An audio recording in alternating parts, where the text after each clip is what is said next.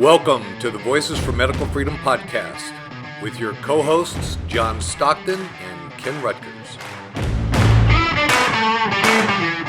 All right, we have with us today Kyle Dake. He's an American freestyle wrestler. He is a four-time and reigning world champion. He's also an Olympic medalist, and in college, representing Cornell University, Kyle became only the third four-time NCAA Division I national champion. That is amazing. And he did it in four different weight classes and in just 4 years. Very impressive. Following his senior year at Cornell, he was awarded the prestigious Don Hodge Trophy as the most outstanding college wrestler. And while wrestling is typically not one of the four most popular sports in the U.S., if you just mention his name to a high school wrestler, they'll tell you all about Kyle and his wrestling career and his achievements. And I can personally vouch for that because as I got to know Kyle, I'd stumble across or come in contact with a wrestler and I'd say, hey, you ever heard of a guy named Kyle Dake? Oh, man, yeah. And Kyle, they could list all your achievements and how you beat this guy as the underdog.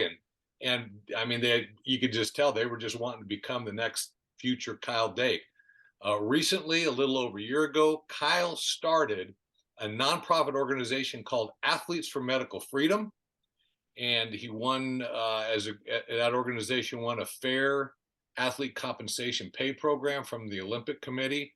And also, they won a vaccine mandate concession on account of the vaccine mandates from the U.S. Olympic Committee as well. Well done, Kyle. And most importantly, he and his wife recently became new parents of their third child. Congratulations. And John and I thank you for joining us on the podcast, and can't wait to dig into to your journey. So thank you and welcome. Yeah, my pleasure. Thanks for having me. It's fun to be on the call with a couple legends. Well, John is, I don't know. I can tag along and ride his coattails a little bit, but yeah, I want to I would love to talk sports with you, and we can feel free to interject, but I want to when I first saw Athletes for Medical Freedom come up a week after we launched our website, Voices for Medical Freedom, I said, man, I got to get a hold of this guy. And we started talking, and I thought, man, this guy, he is so well read. He's been in this space for years. And I'm curious, how did you get into this, medical freedom, health? I mean, obviously as athletes, all of us are interested in health and well-being, but how did you get into this space? Yeah, I mean, it really started with me just trying to be the best version of myself. So, I had suffered a handful of injuries and was dealing with a lot of different things that I felt like were holding me back. And, I was just like, man, what can I do? What can I do to make sure that I give myself the best opportunity to go out there and compete at a really high level and compete the way I know how I can compete. And that started with just jumping down the rabbit hole. How can I make myself better? How can I increase my energy? How can I, increase my strength, my speed, my flexibility, my power, all of those things. So that's kind of where it started. And I started thinking, well, if we take it all the way down, at least at the time is what I thought. If I could take it all the way down, really it's my mitochondria. How can I help my mitochondria in the best way? And so I really dove into that and trying to understand the complexity of that and the effects it can have on performance and, on my sleep and on my overall well-being. So, I went into that space with a pretty open mind, trying to pick up as much as I could. And, you just start learning and, ciphering through all these different messages and mixed messages. And really it was kind of just the way I've always been brought up. I call it my priority filter. So, I'm like, okay, was this going to help me achieve my goal, or is this going to prevent me from achieving my goal, or will it not help me? And, if it does help me, I do it. And if it doesn't, I don't do it. So it was a pretty simple thing for me. And I used that same idea towards, who I wanted to learn from. So, I would find somebody who I thought had some pretty good information. I'd dig into their background a little bit. I'd see what else they had been talking about for the past 3, 4, 5, 6 years, and see, what kind of predictions they started to make, and what they were saying, and then how that turned out. So, after doing that over and over and over again, and testing it on myself, testing it on my dogs, testing it on my kids, testing it on my wife, little small tiny things. Your Um, wife allowed you to have her be your test market person. yeah, she was very willing to help me out there, and sometimes it wasn't easy, but it was good. How'd you guys meet? My wife and I met actually in first grade. So we were in the same first grade Wow. class, and then we went to the same high school throughout. We lived in the same town, and we started dating the summer before our junior year in high school. And then I went to Cornell University, which is in Ithaca, New York. She went to Ithaca College. So Ithaca College is on South Hill. Cornell is on East Hill. So we went through college together, and then after college we moved in together. They got married, and then had some kids, and you know off into the And, sunset. yeah, and But as a lot we of more things. talked early on when we first met, you were very environmentally conscious, which is Yeah. great. But you're well read in that area. You're well read in the, I think, even pre-COVID shot vaccine space. What prompted you to start Athletes for Medical Freedom?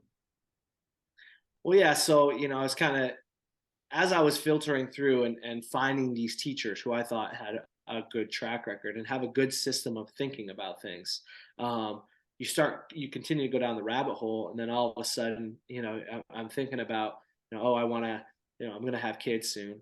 So what are some things I need to think about having kids? And I had some really good teachers along the way, and I got information from them that I wasn't even looking for, and so there's a lot of muddying in the water. You have these huge corporations trying to muddy the water all the time, and then all of a sudden there's name calling and trying to run these smear campaigns and all sorts of things.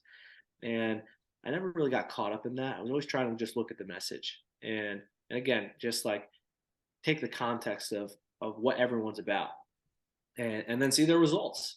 So there's a handful of doctors that I started following, and trying to understand their perspective.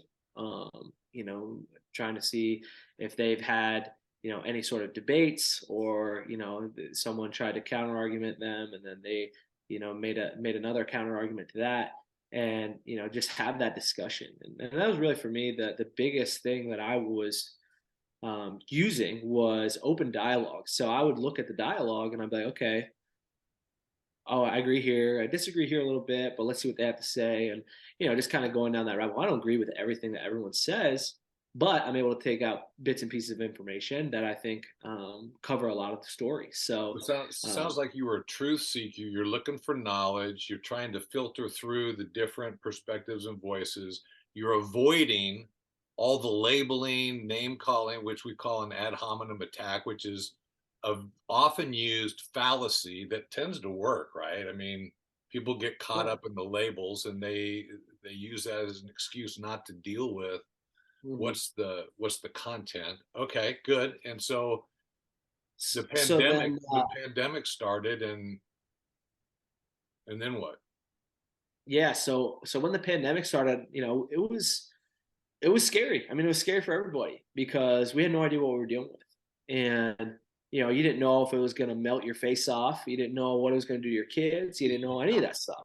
Right. So I was like, I went into it, pretty cautious, just because I wanted to learn more. And there, again, it was all muddied. It was so badly muddied. There was these crazy computer models that people came up with, and decisions were made based on a computer model that was so far wrong. But that was what the data that was the data that they had to show that this is what was going on. So at first I mean, we were really concerned, and it didn't take too long until we figured out, okay, this isn't really what they say it is. And So now I needed to, again, filter through that information. And I knew that if I kept myself healthy, if I didn't let fear into my being, then I could do pretty much anything I would normally do. And the problem was that not enough people thought the way I thought, and understandably, because a lot of people didn't have the same resources that I had. They didn't have the time. Time was a very valuable resource, and just how did they want to spend their time? People thought they were getting 2 week vacation with the lockdowns and didn't spend time trying to learn anything. And that was something that I was like, all right, well, let me find out as much as possible about this. Although, And although it's interesting, right? Because in Oregon, I live on we moved and downsized, but when the pandemic first started, lived on a golf course, and you'd see, moderate play. As soon as that pandemic hit, people had a lot more time. Of course, they were zooming into corporate meetings from, the first tee box or the 18th green, or people were camping more often. Yeah, interesting. Yeah. So, yeah, but they didn't use. It seems to me like a lot of them didn't use the time to inform themselves. They just took what they were given in that intravenous feed to their brain of a lot of the propaganda. And like you said, I think that early model came out of England, and they were yeah, projecting millions of people in the US dying based on that model. Of course, as you know, anytime you do a model, you have to make your best guess hmm at percentages, and that's true of economic forecast. It's true of any type of forecasting. You're going to have to at some point guess, and that's why they call it a model. But at the time, I remember people going, "It's the science. Believe the science." yeah, yeah. So, and then some of the recommendations that people were making were so counter to the things that I had been learning, for the several years leading up to it. Learning that sunlight was very good, that getting your feet on the ground was great, getting out and fresh air, moving your body in the right way, getting hot and cold, and eating a very nutrient dense diet, and then also just controlling your stress response. And it was just so counter to everything that we were or everything that I had learned, that when they were telling us to do this stuff, I'm like, this isn't right. This doesn't make any sense. We're living in complete fear. Well, they don't want us to go out to the grocery store. We have to wear these face diapers so we can't breathe fresh air. We have to do all these different things that were just, it made no sense. But of course, I was the crazy one who just wanted to be a human being and live a typical lifestyle. And then, people would try to nitpick at things I did, and like, oh, well, you get all these modern conveniences of XYZ. I'm like, yeah, of course. But, I'm still trying to live a life that is most optimal for human beings. So So, were you fearful, I during this? was at the beginning. At the beginning, I was like, man, what the heck is going on? I was more afraid. I wasn't really afraid for myself. I was more afraid for my kids, and I just didn't know. Like, I was like, well, what could possibly happen to them? And again, that was pretty quickly dismissed after I learned more about it, and just was like, I came to the realization. I took a step back instead of getting caught up in the whole thing. I just took a step back. I was like, okay, let's figure this out. So would you say So, other? So would you say other people did get caught up, and why? Why did I mean? It oh, seems. clearly they got caught up. Of course they got caught up. Look what happened. I mean, it Well, wouldn't have happened if people didn't get caught up. I mean, they were just so caught up in the narrative that everybody was dying. People have never died like this before, and there's never been a flu this bad. There's never been anything that was this bad, and it was like this was the worst possible thing that had ever happened to humanity, and it ended up being really bad for humanity, but the cure was way worse than the disease, and that was the big problem. So that kind of led, I started to learn more and more and get connected with more and more people who felt the same way, and it's just been, obviously there's a lot of excitement and fear involved that you have to deal with, and I felt like I was just consumed by it all the time. I was fighting nonstop, and trying to, just make my voice be heard and, get the proper information out there to people. And, like, well, again, again, it was like, well, you're no doctor. What do you know? I'm like, yeah, I guess you're right. I'm not a doctor, but what I do know is I follow all these people who have incredible results as doctors and aren't getting paid to help people. They're just helping people to help people. And that's what I follow. Like, if, everyone talks about following the money, and, it's pretty good, but who's helping people just to help them, and who's having really good results doing that? So, everyone's got to make a living, but ultimately there's people who are giving away so much great information. And if you just apply yourself and apply yourself to that information, it's great. But anyway, so with all of that, I we were told that we weren't, we weren't allowed to wrestle. The Olympics got pushed back a year. We weren't allowed to do anything that we wanted to do, and we were all going to be forced to get something injected into us that we didn't really know about. It came out and, Operation Warp Speed 3, and they developed this whole new thing. It wasn't like it wasn't like this existing technology that they just were able to figure out to use against this new strain.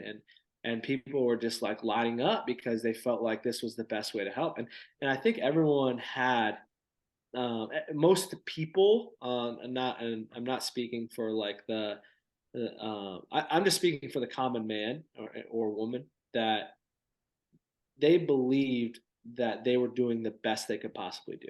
And I truly believe that. I think that people are doing what they thought was best, and sometimes we're just given the wrong information. So, we were told that we were going, in order to go to Tokyo, we were going to need to be vaccinated, and we were going to need to have this. And fortunately for us, that didn't come down. And USA Wrestling actually did a pretty good job of not forcing us to do anything we didn't want to do. But there was a huge push to try to get us to get vaccinated before.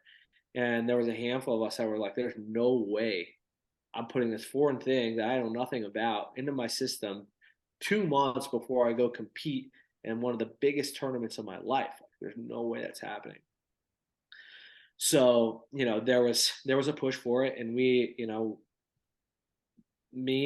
a bunch of the other wrestlers and a handful of other athletes, decided to stand up and say something. And, I was kind of at the forefront of that because, I was the one who was in the weeds most of the time and really diving into the research and diving into all the different perspectives and trying to understand where these numbers came from. And there was just a lot of information that, again, I got consumed by. So when that happened, we got through the Olympics. We kind of like after the Olympics, we really started ramping up and actually formed the organization. And because the Winter Olympics happened, less than a year, a few months after the Summer Olympics, the USOPC made it mandatory for everyone to get vaccinated. And the difference between the Winter Olympics and the Summer Olympics is the number of athletes that they have. So the number of athletes that attend and compete in the Winter Olympics is much, much smaller. I think it's like, an eighth or a tenth of the size of the Summer Olympics. So it's much, much smaller, and fewer moving parts and people wanting to do their own thing. So we eventually were able to get in contact. We had, men's representation, men's freestyle representation, women's freestyle representation, men's Greco representation, and we were able to run it up the ladder to the president of the USOPC, and she was, she had gotten this. People talk about her in like this certain light, that, and she's tough, and she's not going to take anything. She's not going to want to talk to you. And we found, when we talked to her, she was great. She was like, just an old person, and she was looking out for everyone under her umbrella in her organization, and she just hadn't heard our voice. And we told her, we're like, hey, we feel like, we want to continue to compete through Paris, and we want to do this, but not if there's a vaccine mandate. And everyone that's in this organization, we all have won Olympic medals for this country, and we want to continue winning Olympic medals for this country. But we feel like we're second class citizens because we decided not to get a medical treatment. Like this is crazy. It's not like people were trying to force us to take something, and I didn't want to be forced to do anything. I was ready to be done, and luckily, she was very understanding of our position. She did not want there to be two tiers of athletes, and she was just incredible along the whole way. And about a month, then a couple weeks after, the USOPC dropped the mandate for athletes to compete and said it was up to your governing organization. So we took it to USA Wrestling and said, hey, this is what we believe. They already knew, and they're great leaders over there. They've done a really good job of listening to the athlete's perspective, and they were like, yep, you're good. Don't worry about it. We're not going to force anything. So, but if you hadn't have spoke up, oh yeah, no. If you hadn't used your voice to speak into that space, would there have been? Yeah, we would have had nothing, and we would have been at the mercy of bad information. Quite frankly, we would have had to do. It's like, oh, we have to do what we got to do. And there were some kids. I mean, there were some kids who wanted to compete at age group Pan American championships, and they were forced to get a vaccine. These kids are 14, 15, 16, 17 years old, and being forced to get that. And these kids are dying to compete. They want to prove themselves, and they're like, well, whatever I got to do, I'm going to do it. Exactly. And they don't have the information. They didn't have that leadership. And I felt like for me, I was speaking for myself, but I was speaking for my kids and my kids' future on what they're going to be able to do. And for all these other kids, there's so many people out there who didn't want to get it, who don't want to get it. And they felt they were forced to get it in order to live. And that's not right. You shouldn't have to choose between putting food on your table and your health, or putting a roof over your head and your job. That's not fair. That's not right. That's not the American way. And I felt like the whole jab for job thing and how that played out in sport. And then we saw guys like Aaron Rodgers for the Green Bay Packers, who the NFL had created a two-tier system. So while a lot of athletes said, well, the NFL's, imposing a mandate. Now they did on the coaches in the NFL, but they let the players, but boy, if you chose not to, the bars and the hoops and that they made you jump were, and John, you followed, what was the NBA's policy and how'd that play out? Well, the NBA was claimed they did not mandate it.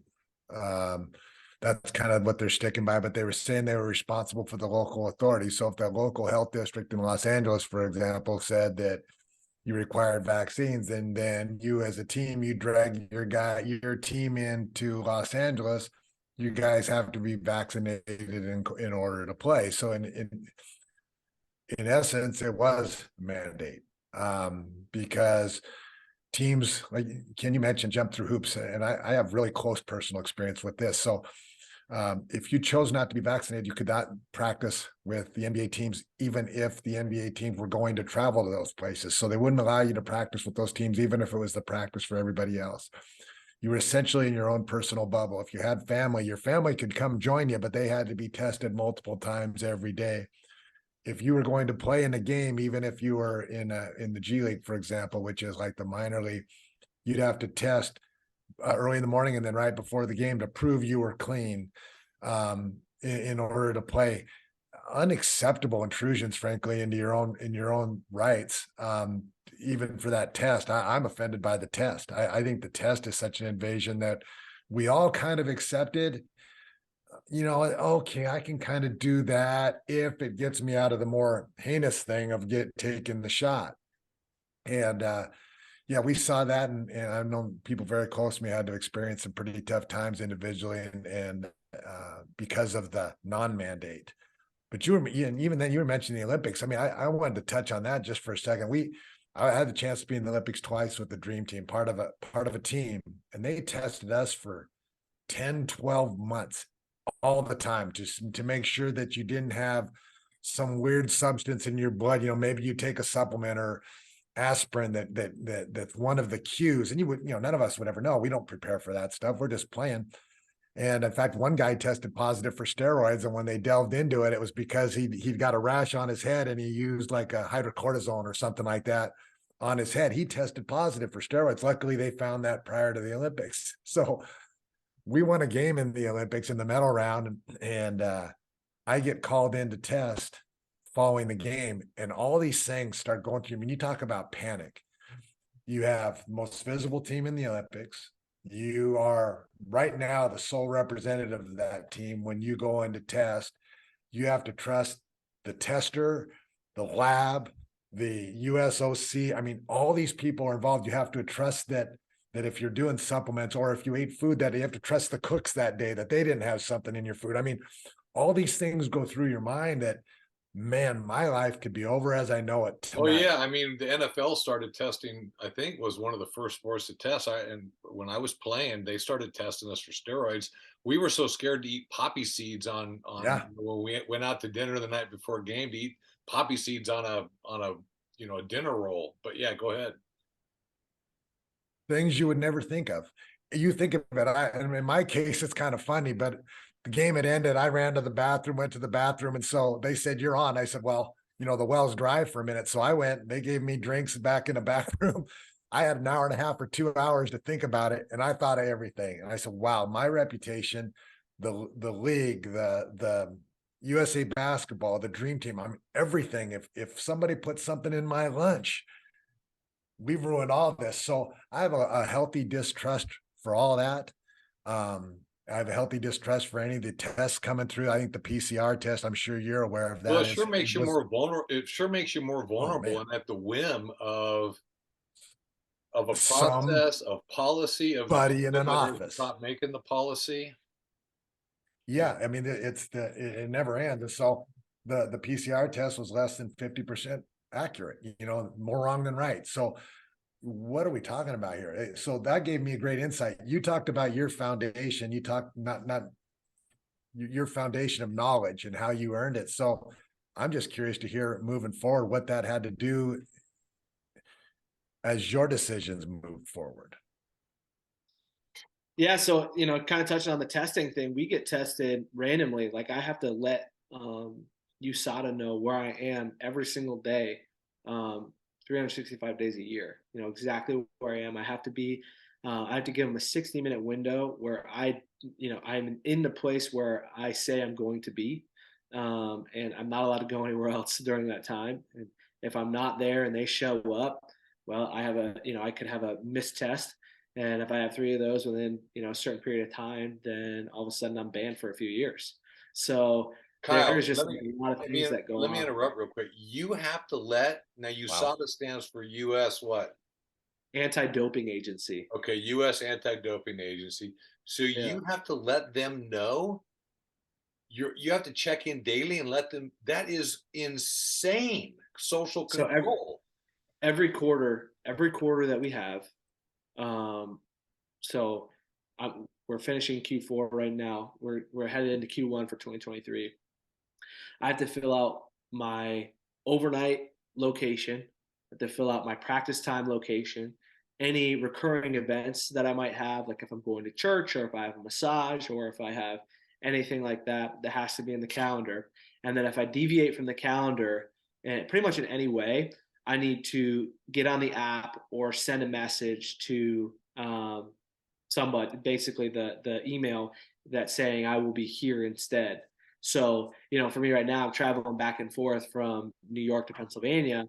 So I'm like constantly sending, location updates of where I'm at and when I'll be someplace and what time I'm leaving and all sorts of things. So, this was a huge crackdown because there was there's just a lot of cheating, and the United States Olympic Committee wanted to kind of lead the way in creating a safe sport and competing clean.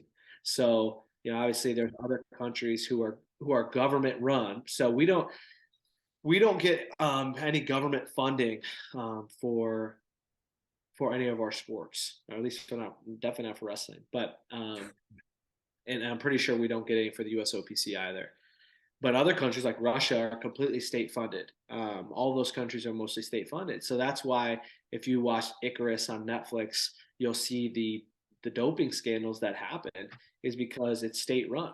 If you look at, I forget what year it was, maybe it was in 2010 when the Winter Olympics were in Russia. If you look in 2009 at Putin's ratings, they were like in the dirt.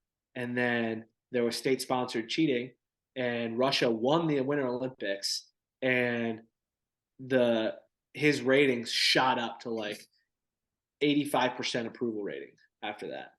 And it's just like, wow, this is the impact that sport can have, and it's just crazy because we've had guys. I know one of the guys I looked up to for a long time. His name's Travel Delagnev.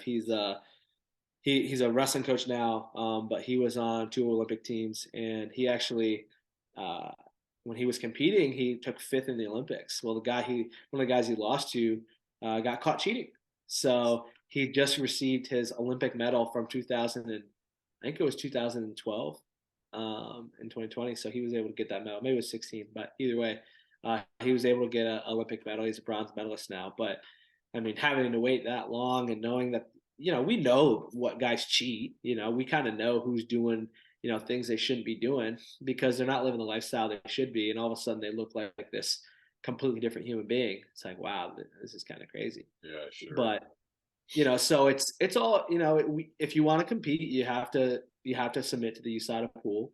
And, this is kind of like one of those concessions that you have to make. It's like, okay, well, I'll make myself available so you can test to see if I have any steroids in my body. And they do a good job. I mean, they're all very, very polite, very understanding, and they work with us really well. But it's just like the unknowing of when they're going to show up. We had a scare actually at the Pan Ams in Guatemala.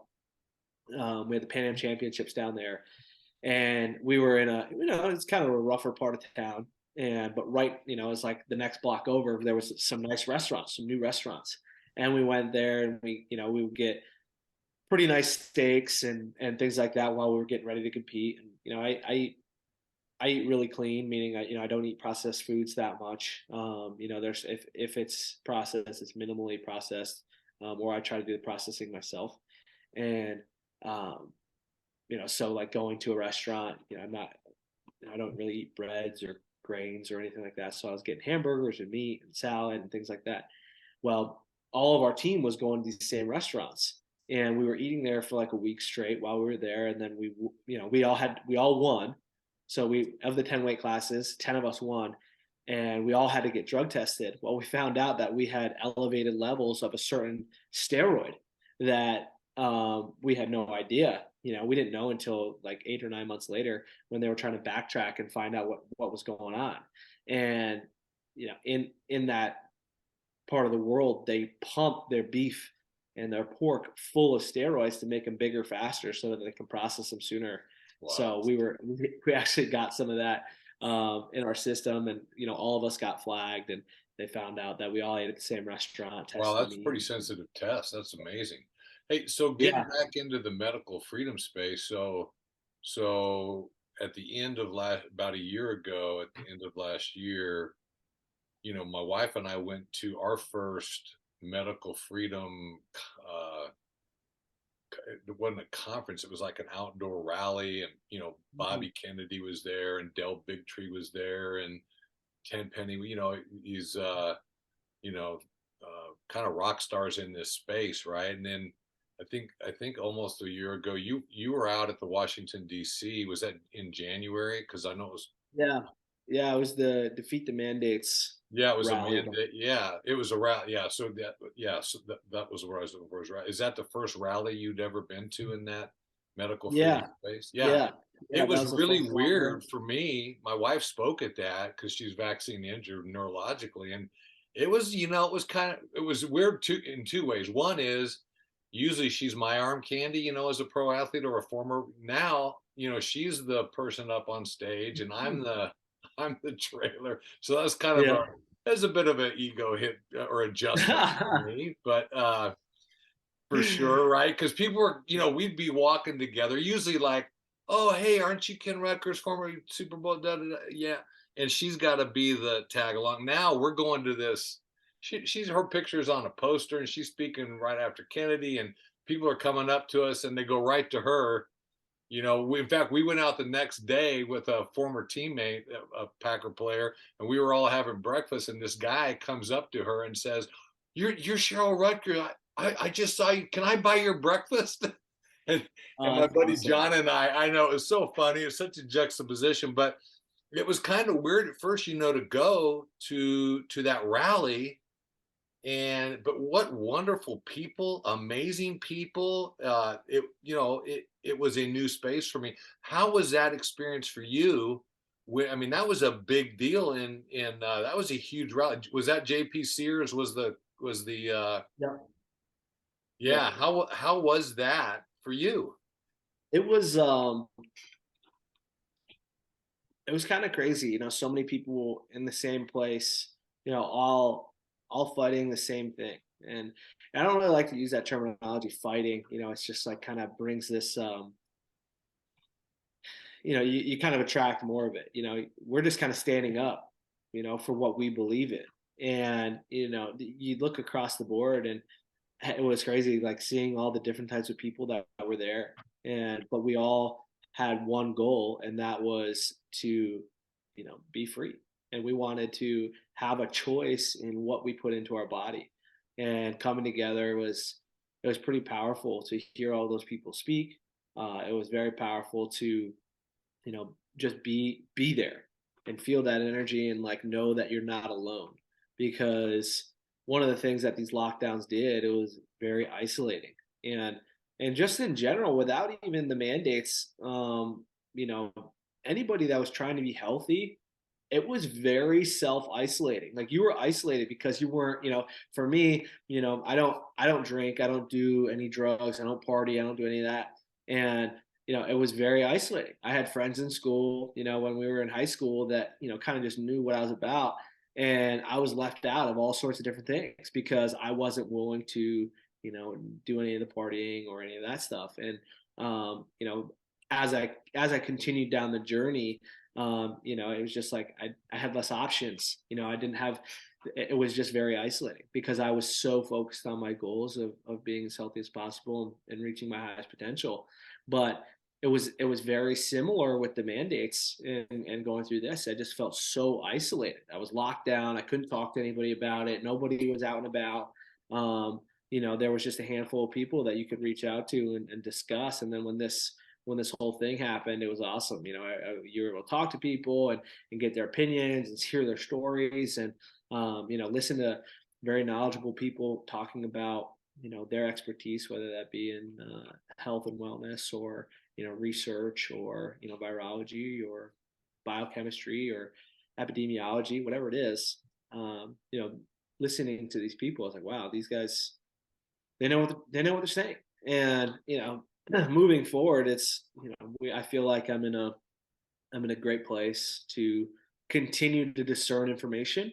And now I'm trying to pass that information out to anybody who wants to learn. I have people asking me all the time all sorts of different questions. I mean, specifically in the wrestling world, from young kids all the way up to my peers. My peers are asking, like, hey, so what should I be doing here, doing this, this, that, the other thing? What should I do for my son? He's got, this big old rash on him. What do you think I should do? Like, what's just basic health information? It's like, all right, well, I'm not a doctor, but if I had this is probably what I would do. Definitely talk with your doctor, but this seems like the best route to go. So there's just like a lot of that type of stuff happening to me now. Um, I really enjoy the sport of wrestling. I enjoy competing. I enjoy competing in front of huge crowds. I love all of that. But as I've become a father and starting to learn my kids' personalities, like, I'm like, all right, well, maybe I should put them in the spotlight now, like right now, all the sacrifices that are being made are towards my career and things like that. And like, man, I really want to help my kids and I want to help them be great. So what do I have to start sacrificing for them? And I've been, very fortunate to have a supportive wife, supportive parents, in-laws, friends, coaches, teammates, who are all willing to help out and lend a hand whenever we need it. So I'm still able to balance both for now. We'll see though. My kids are starting to become, you know, pr- pretty independent and wanting to do different things. And I'm just like, all right, well, I guess we are going to go play out in the rain right now. Like, I should probably be taking a nap, but we're going, to rest for my second workout. But I guess I'm going out here now. So, One thing that it's sticks out with you, Kyle, and sorry if I interrupted you there. One thing that sticks out with you, and you're a young man. How old are you? You 30, 31? 31. I'll be 32 in February. How old are you? 31. I'll be 32 in So you're February. 32 years old, Yeah. and you don't speak like all the like every 32-year-old. You don't think like every 32-year-old. I'm just seeing leadership out of you, and it's funny throughout this whole thing. It seems like hallway monitors are making decisions for us at every turn, and what we need are parents. What we need are leaders. Parents that are willing to be leaders for their children and other children. To where they say it like it is. I think people want to be friends so much with their children. Gosh, you got to have a great relationship with your kids. But for a good portion of that time, it isn't. It's listen. I understand you want to think this. I understand you want to say this, but this is how we do it. You know what I'm saying? That there's leadership that comes with good parenting, and it's sorely missing every step up. If a teacher says, well, Billy's acting out, that's just Billy, we're okay with everything, Billy, we love you because we don't want to ruffle anything. But what that kid needs is a teacher say, no, Billy, that's not acceptable. We don't do that here.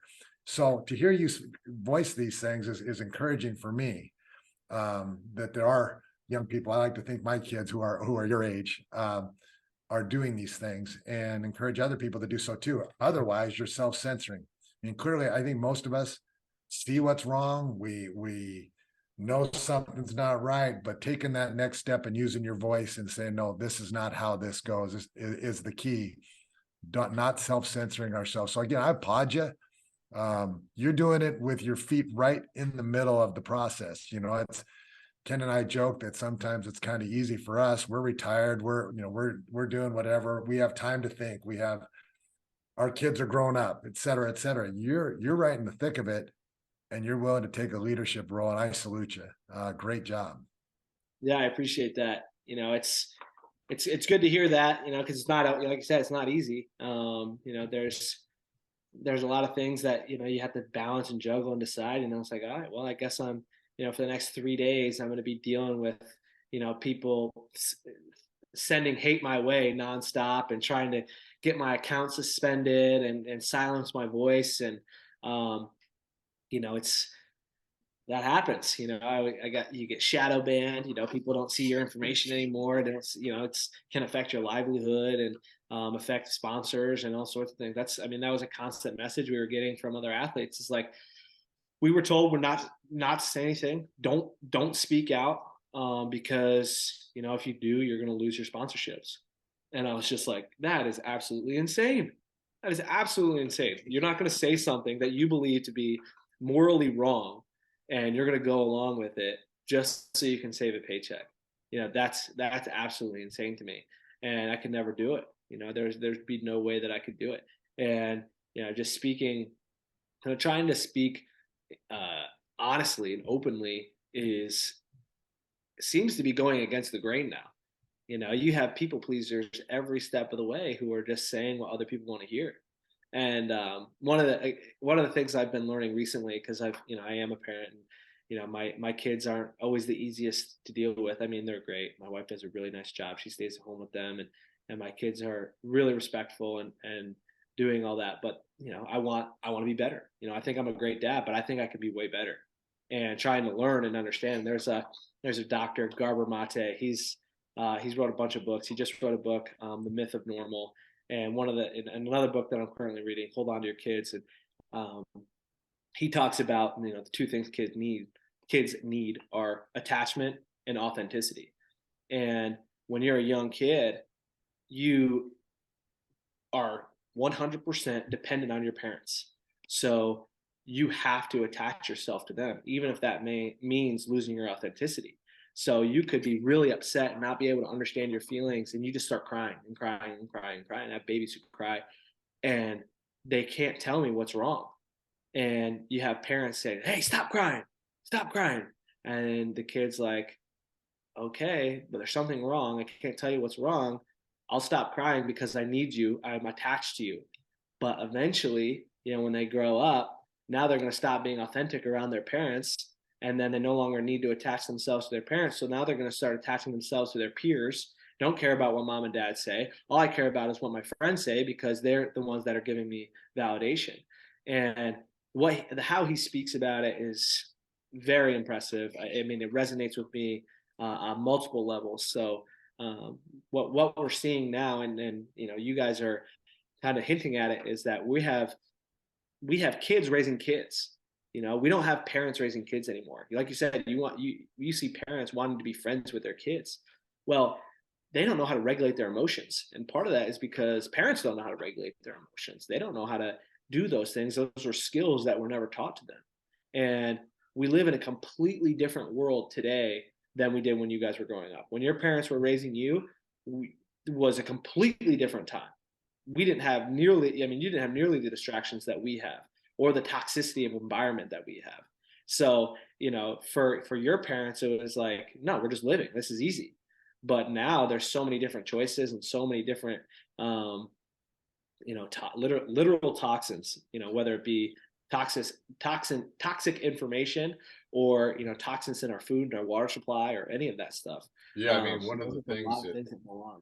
yeah, one of the things I think John and I, our generation is very fortunate in that and I teach at the college level, so I'm teaching, 18, mostly 18 to 25-year-olds. And, when I came out, my generation came out of high school, you like either took a job, or you went to the military, or you went to college. And there weren't a lot of options. So the road was more narrow than it is today. And we had stronger social norms. So the guardrails were higher. And so you could kind of bounce pretty safely, on the narrow road with high guardrails. Now the road's real wide. There's lots of options. It's almost like going to the Cheesecake Factory, and you've got like this thick book they call a menu, and it's overwhelming, and the guardrails are lower. So it's easier to fly off that wide road. So yeah, my hat's off to you. One of the things you said was, as you get older, then your peers become, who you're trying to connect with and please, or get along with, or be accepted by, and get that self-worth. And I'm curious, going back to kind of that censorship role, but you stood up. What do you think? And you're in that athlete space where athletes are saying, don't do this. You're going to get penalized. You're going to get shadow banned. You're going to get canceled. You're going to get ghosted, all those things. You're going to get gaslit, all that stuff. But you stood up anyway. What was the difference between you and your peers, athlete peers? Yeah, I'm curious. I think a big credit goes to my parents and how they raised me, and the values they instilled. And again, I mean, the attachment I have towards my parents, and the fact that I was allowed to be authentic around them, was something that most people don't get to experience. And, I've never talked this way. Like, I didn't know. I knew I had great parents, and I knew that, they were very supportive and things like that. But I didn't know that it was that simple.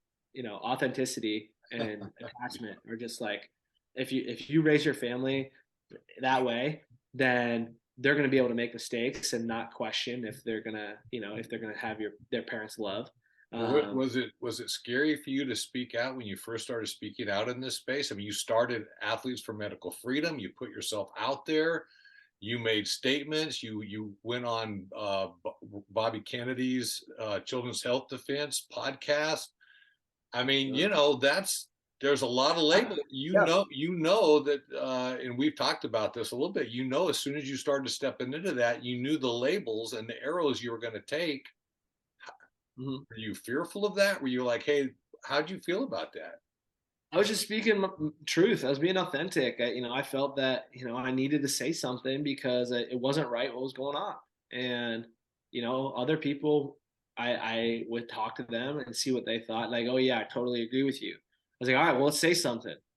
Well, I got this. I'm like, what's going on? Like, why would you censor yourself? Like, if enough of us stand up, it's going to be enough. And, it was a little bit, there was some, anxiety of unknowing what could happen to my wrestling career because I didn't want to I don't want to be done, but there was a chance that I was going to be done, so but I was willing to take it. I wasn't going to step down from this. And I credit my parents, like I said, they allowed me to be authentic around them. And they they basically taught me how to be an adult. And this is what adults do. They stand up for what they believe in. And So were there consequences that you did? I mean, you did share that you did lose some. As soon as you started speaking out, you did on social media. You lost followers, but then you gained others. And and what yeah, about sponsors? And what were the consequences of? yeah. I mean, there was some friendships lost. There was some relationships that I had that I thought were well established that aren't there anymore. From my spot, I reached out to all my sponsors. I said, hey, this is what I'm doing. This is what I believe in. And I've always been very honest and open and authentic towards my sponsors, so they know what they're going to get with me. And I was just like, this is what I need to say, because if not, I'm retired, and then you probably won't sponsor me anyway. So it's either I get canceled now, and we're not, you're no longer with me, or I'm retired and you're no longer with me. But there's this chance that I speak out and I'm still going to compete, and then we're still together. And luckily for me, it all worked out. I have some great people in my corner, great people who are behind me and want to help me succeed and watch me succeed. And I'm doing my best to help them Well, and any you way that seem I to can. and you seem to move forward in a very honest, honorable, and respectful way. And as I look at other athletes that have spoken out and been bold and not kowtowed, they've kept their sponsors. They've kept, and they've stayed focused on their, whether it's Beasley or Aaron Rodgers or some of the NBA players, they're continuing to move forward and do it well. And kudos to you. Not only what John said to you about your leadership in your home as a parent and as a husband, but also as an athlete, but as a public figure, that you're and your voice being one of the first ones in there, looking at Ash's group conformity experiments. He showed through his research that is the hardest, true leadership, and the hardest place to be is that first one in, that voice that comes in. But then you have given, and thank you for your voice, you have given other people the License, yeah, go ahead, John. giving them license to speak. You've given them license to give their opinion. You've given them license. I mean, that's what's so understated about everybody that speaks. I was going to ask you if you had anybody else that relationship or friendship or whatever that you lost, and then a year later, now that information has come out that kind of vindicates you, for lack of a better word, that they've come back around to you and they're starting to talk to you on your terms and things like that. And that's all credit to you. You spoke out and you've given people license to think for themselves. It's hard to do in a world where they're telling you don't think, just do what you're told. Yeah, I mean, for me, I'm not trying to be a guy who's I told you so. You should have listened to me. Like Yeah, I'm just happy when people come around. yeah. When people come around to the ideas. And it's been happening to me in my career. Again, I've been kind of a leader in wrestling, and mostly because I've just had success. I've had great coaches and partners, but I've made some wise decisions along my career path. And I've kind of changed the game a little bit on what you should do to be successful. And there's more and more people, my peers, and then also the younger generations who are starting to follow. They're starting to eat a cleaner diet. They're not eating as much processed foods. They are worried about their sleep. They're worried about the light that they get in their eyes. They're worried about getting up in the morning and seeing the sunrise. They're worried about getting their feet on the ground. They're worried about the water that they drink. And they're worried about how they move and what exercises they do in their cross training. They're starting to think about themselves as a human being, and human being first rather than an athlete first. And that's kind of been the message that I've been trying to portray. I've had some really good leaders who have helped me along the way, and I didn't always think this way. But I was always trying to be the best version of myself, and passing that message along has been really cool. I've seen a lot of athletes starting to do what I do, and I've seen it to their benefit. And they're like, man, I used to throw shade at you for wanting to wear those blue blocking glasses all the time, but I've noticed I have this Aura ring on, and I've noticed my heart rate variability has gotten a lot better, and my sleep has gotten a lot better. So thanks for that. I'm like, yeah, you're welcome. Good job. Like, I'm proud of you. And that's it. And then people who are like, man, there's people who have come to me, like the amount of people who have come to me with regret on decisions they made, during this pandemic is high, and for me, it's really sad because, they are my friends, and now they're looking at like, man, I wish I didn't do that. But, I'm like, hey, don't worry about it. I think I have some stuff that I can help you with. I think there are some protocols that we can put you on that will help you with this. I got to work out the details, and I got to figure it out. I have a pretty good inkling of what that looks like, but I'm gonna try to help you. And they're just like super thankful for it. And that's kind of just been a nonstop conversation. Like, oh man, I had to do this, but what should I do now? And again, that's like kind of the next forefront for me is how can I help people, detox from this and recover from this, and how can I help people be healthier? Again, I'm just an athlete, but I'm trying to be the best version of myself, and I uncover a lot of different things and find a lot of good teachers along the way.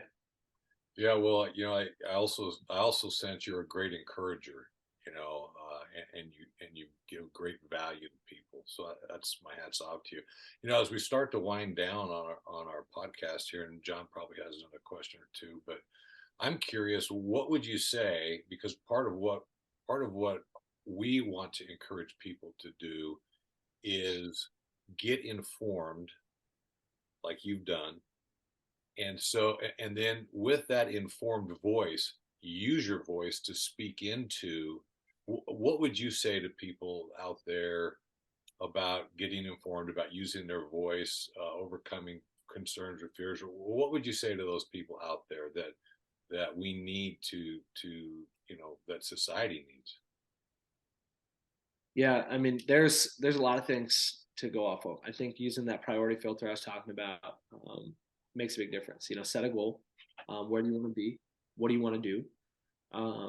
And then every decision you make, does this help me get to that goal? Yes. Okay, I'll do that. Does it help me get to that goal? No. Okay, I won't do that. And there's some things that fall in the gray area, and you'll have to make a personal decision. But those are things that are easy to get through. So that's probably one big thing. And then it's humans are peculiar creatures. We resist everything, and that's our first instinct is to resist. And I forget who, someone did a little experiment, and I thought it was really cool. I'd have to, I don't even know where to look it up, but maybe one of you guys know, is have somebody hold their hand out, and then you just push down on their hand. What is the first thing they do? They resist. That's just that's the human position, is to resist anything that comes towards them. So as hard as you push into somebody and trying to force this information on them, they're going to resist you right back. So my goals is to, if somebody wants information, they're going to come seek me out. But not everyone's going to want information. Everyone's going to think that they have their own ideas, and I'm going to have to allow them to to follow their path. And then if our paths cross and they're looking for information, then I'm here to help. But I would just say, look at people who have predicted really well. And come here, you want to say hi? I got my oldest right here. This is Ella Joe. Can you say hi? Hi. Hi. Hi there. Hi. Well, we We're better just wrap this thing up. John, do you have any questions? I We're don't. just This is talking about nuts. yeah, no, Ella Joe and I have this conversation all the time, is just talking about, what we value and what are some decisions that we can make during the day. So if we can make positive decisions every day towards our goals, which, her goals are obviously different than my goals. But she's trying to be as healthy as possible. She's trying to have as much fun as possible, and she's trying to be, just try to be an awesome little lady, huh? I'm trying to take a long nap. Well, today was try to take a long nap. So how can we get there? That's cool. And you did actually take a pretty long one. But treating people like people. I'm treating my 4-year-old the same way as I would treat a 37-year-old. The conversation is a little bit different, but it starts from the same place. And it starts from trying to be our best, and how can we be our best every single day? What are these decisions that I can make in order to be my best? And that's all I want for people, is I want you to become the best version of yourself. Stop worrying about other people, because other people aren't worried about you. Like, nobody really is worried about what I'm doing. I think, most people think, oh, I'm going to get judged if I do this. I'm going to, this, that, the other thing. And most people don't notice, just, and some people say it, I don't really like it this way, but suffer in silence is, you don't need to suffer, but improve in silence. Nobody needs to know about your improvement. You don't need to post on Instagram. You don't need to post on social media all the time that you're improving. Just improve. And then when they see you 6 months from now, they're like, hey, something's different about you. What is that? You have more confidence. You're holding yourself differently.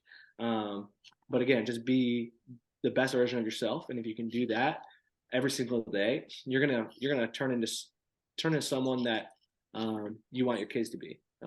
Or you're gonna turn into your own hero. So that's what I try to do. I'm trying to be the best I can, and I hope that message gets to as many people as possible.